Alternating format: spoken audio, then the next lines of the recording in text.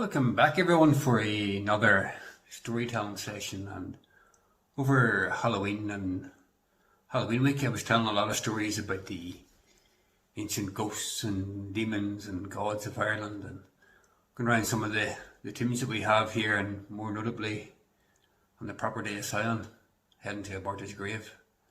And watching that back, I seen a couple of shooting stars, and I'm going to cut one in here.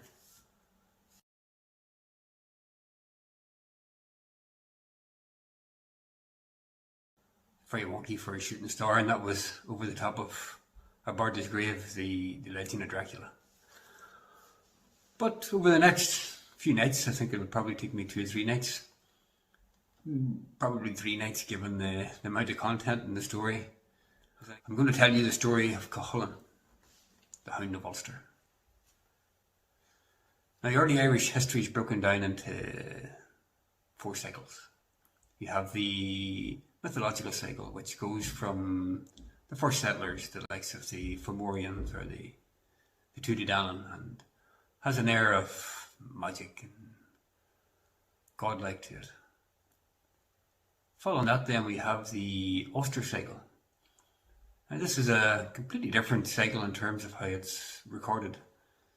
It revolves around the Kingdom of Ulster, which in those times was quite significant and quite big compared to what we know as Ulster now. And was ruled by a king called Conor Mcnessa and his Red Branch Knights. And quite a bit of the story revolves around the hero, the warrior, Chulainn. Now, this cycle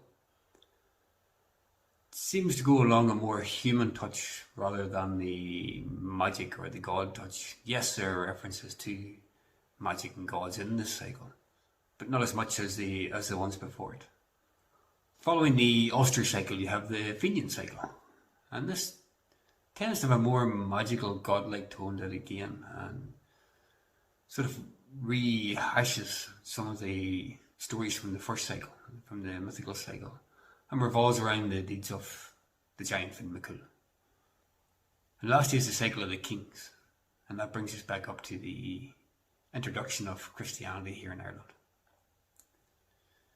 But it's the Ulster Cycle where we quite literally have a record of one of the oldest battles, if not the oldest battle, in Western Europe. And as I said earlier, the human side of this cycle is what makes it so beautiful. Now, if you look back at other countries pre-Chulainn, you have the likes of Achilles, the mighty Greek. We have the ancient Trojan protector Hector. You have the god king Xerxes, the great Persian king. And you have the great Spartan Leonidas.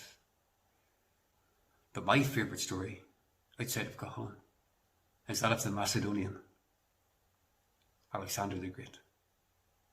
And all the ones I mentioned are great warriors, and arguably have lived a mortal life, despite the add-ins of gods or magic or witchcraft. And with their reality comes the reality of the Hound of Ulster, the greatest Irish warrior to have ever lived. And like Alexander the Great, he craved destiny, craved to be the best, and ultimately it is this craving that would lead to an early death. Yes, to me, the Ulster Cycle is not just beautiful. It's the most believable of them all. And it's the Christian monks who scribed these cycles from the stories of the bards. And it was the Christian monks who put this very human touch on the Ulstermen. And that alone to me speaks volumes on the reality of the ancient Ullid, the ancient Ulstermen. We will begin with King Conor Mcnessa and his Red Branch Knights, one of the fiercest armies ever in Irish history. It consisted of the giants of Steve Gallion, the Dalriada seafarers, from the hills of Donegal to the Mourne Mountains, and they assembled at their spiritual and military capital of Maha, now known as Navan Fort in Armagh. Now at this point we must remember that when we talk of Ulster and other provinces, we have to cast away our mindset of the current boundaries. Ulster was one of the original provinces of Ireland. At a time it extended as far as the hills of Tara. Far different than the modern construct that we see now. And even at a stage was sealed off with the Great Wall of Ulster, the Black Pig Dyke, which ran from east coast to west, along from Donegal right over to Louth. The Red Branch Knights served no king but the king in the north. A wee bit of Game of Thrones there, but you can see again, if you were listening to my previous stories, about how these ancient Irish stories seem to influence modern day stories. And they served the King of Ulster, Conor Mcnessa.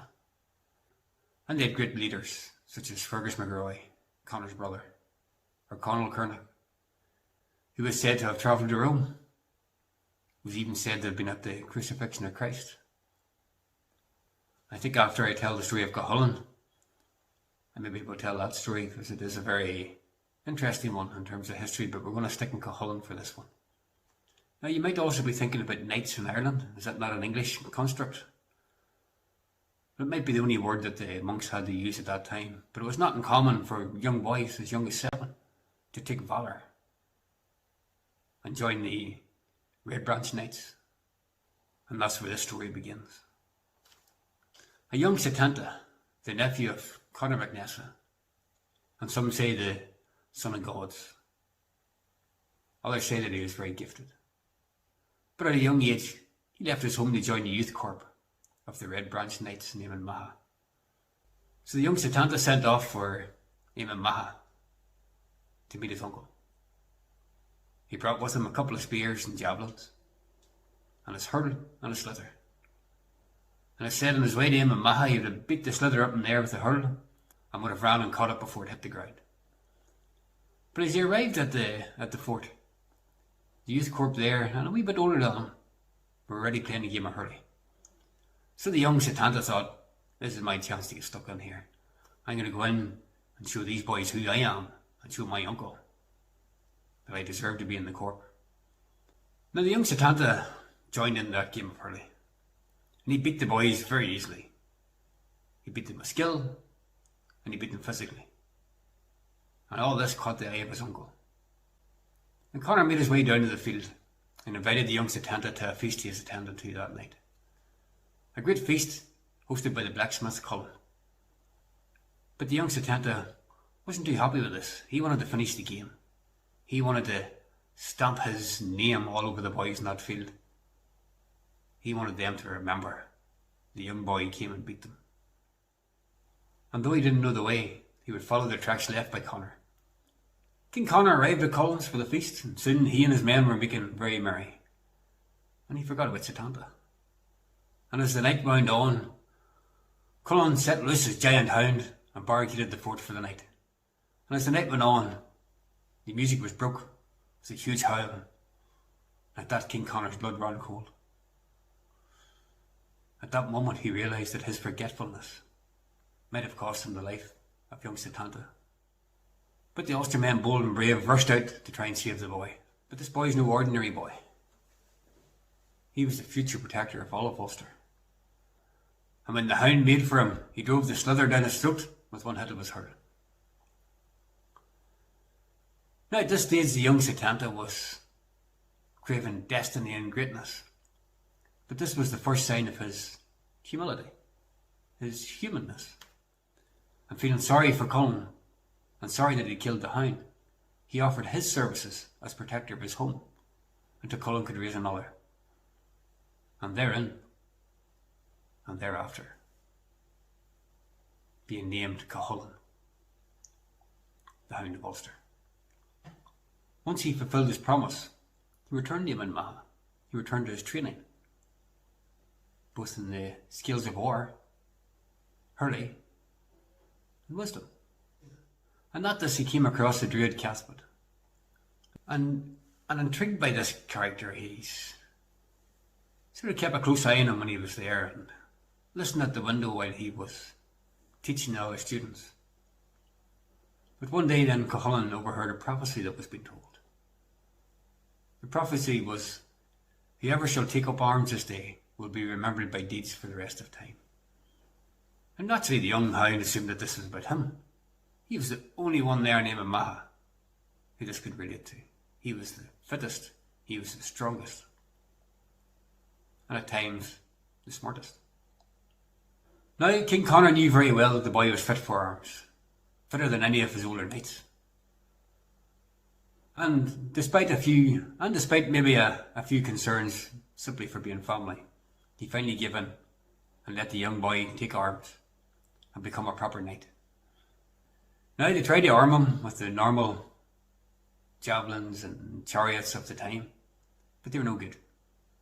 Anytime Chulainn jumped on them or used them, they broke. And he ended up with King Conor's armour, his chariot, his spear, his sword. It was only the weapons that were made for a king, that were fit for a king, were fit for Chulainn. Now Chulainn was very eager to start his quest into immortality. He wanted to mark his name through the ages as much as he could. So he set off in search of the three Nectar brothers, three very skilled warriors who claimed the lives of many Ulster men. There was Paul, the fastest man in Ireland, and Fannel so light of foot that it looked like he was walking on water, and the fearsome of all Tuatha, who couldn't be harmed by neither sword nor spear. But the young Chulainn was not too slow. He learned how to use this, and he learned how to use this. Now Chulainn sped off to kill these three brothers. And when he finally met them, he sprung straight into action. Paul, the fastest man in Ireland, speared straight away before he could even get off his horse. And Fannel, he could walk on water, but Chulainn knew that he couldn't breathe under it. So as expected, the fight went to the river. Chulainn just wrestled him and took him down under. And having killed the second brother, he knew the third was not going to be as easy. The third couldn't be killed with a spear or a sword. As he rose from under the water, he grabbed a pebble from the riverbed, and as he popped his head up, he slung-shot the pebble right through the head of Tuatha. That was his first deed. That was his first taste of war.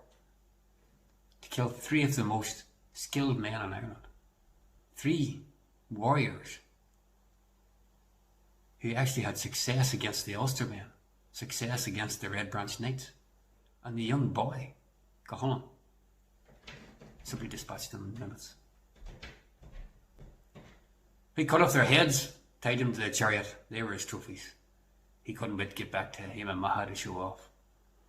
But his battle rage was still on him. Now some would say when he was in full rage that there was a glimmer came off him, almost like a halo. But on the way back, Chulainn, still thirsty for blood, seen a herd of deer. He jumped off his chariot, chased the deer down, killed them, dragged them back, and tied them onto the side. As he went a wee bit further, he met a flock of swans. Now his chariot man was feeling a wee bit concerned at this stage because he could see the temper was still up in Chulainn. And he didn't want this temper still to be up by the time he got back home. So he challenged Chulainn to knock the swans out without killing them. So he used a slingshot, and one by one he popped the whole flock of swans, tied a rope round them, and made off again. Now, even Maha naturally holds great sight lines around Ireland, around Ulster, just straight down the middle of Ireland and straight up to the north. And King Conor, looking out, seen this chariot coming, and he knew it was his. And he seen what was like deers running beside it, and swans flying over the top of it, and this radiant light shining of Chulainn. And he knew they were in trouble. He knew they had to get this cub calmed down, or there could be lives lost in the name of Maha. So they sent out all the young maidens and told them to bare their breasts. And as Chulainn swung in the name of Maha in his chariot, the young maidens came out and bared their breasts. And the distraction was just enough for the warriors to grab Chulainn and dunk him in vats of water. And it is said back then that these vats boiled with heat to calm the young warrior down. But it was after this then that Chulainn learned the rest of the prophecy. And while he already knew that his name would go down in history, the second part of the prophecy which Cathbad told Conor was that he'd also die young. Now this did give grave concern to Conor, but also to his foster father Fergus, who we'll meet several times as the story goes on. I think we'll leave it there for tonight as a wee introduction into Chulainn, from the boy to the warrior. Now there are a few different versions of Chulainn going around the internet. There's a few different versions over the years. But there's no doubt about it. Chulainn was real. The Red Branch Knights were real. The powerhouse that was Ulster was real. And over the next couple of nights then we'll go through some of the many tales.